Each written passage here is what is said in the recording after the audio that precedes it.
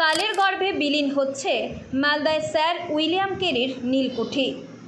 বাংলায় নীল চাষের কথা বললেই এক অনিবার্য নাম উঠে আসে, স্যার উইলিয়াম কেরি।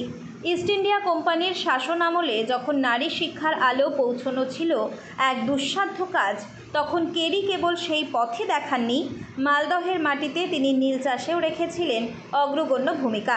কিন্তু কালের নিষ্ঠুর পরিহাসে তার সেই কর্মভূমি আজ প্রায় বিলীন।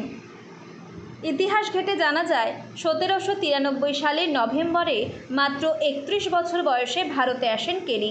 কলকাতায় বাংলা ভাষার পাঠ নিতে শুরু করেন রামরাম বসুর কাছে। এরপর এক বন্ধুর নীলকুঠির ম্যানেজার হিসেবে সপরিবারে মেদিনীপুরে পাড়ি জমান। সেখানে 6 বছর কাজ করার পাশাপাশি তিনি একটি অবৈতনিক পাঠশালা খোলেন এবং হিন্দু মুসলিম যুবকদের জন্য মেদিনীপুর ও রামপাল দিঘিতে কলেজ স্থাপনের প্রস্তাব দেন। এই সময়ই তিনি বাইবেলের নতুন নিয়মের বাংলা অনুবাদের প্রথম সংস্করণ সম্পন্ন করেন।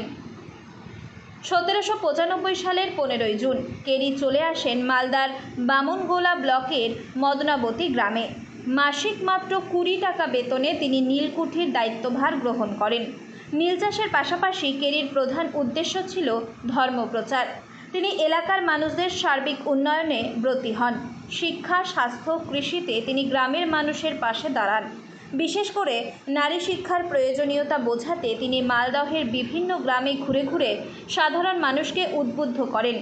বাংলায় শিক্ষা প্রসারে কেরির অবদান অবিস্মরণীয়।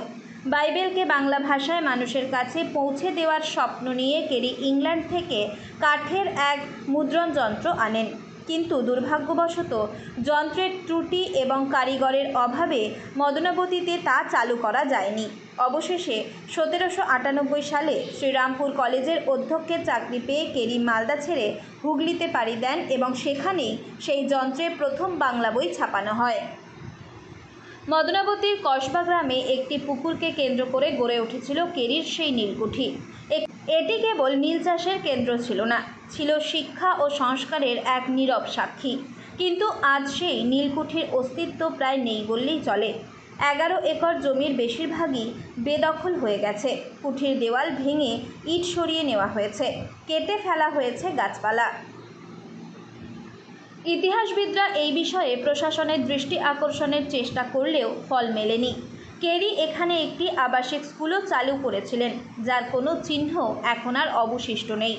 প্রশাসন এই ঐতিহাসিক স্থান রক্ষায় উদ্যোগী হলে আগামী প্রজন্মের কাছে এই মূল্যবান ইতিহাসকে বাঁচিয়ে রাখা সম্ভব হবে। কি চাষ হতো আগে? নীল চাষ হতো। এখন কেমন অবস্থায় আছে জায়গাটা? এখন তো খারাপ হয়ে আছে। এখন এটা ঠিক করার জন্য করছি। কার কাছে? কার কাছে বলতে এখন আমরা এই সরকার থেকে আর কি করছি আমরা, দাবি জানাচ্ছি। হ্যাঁ।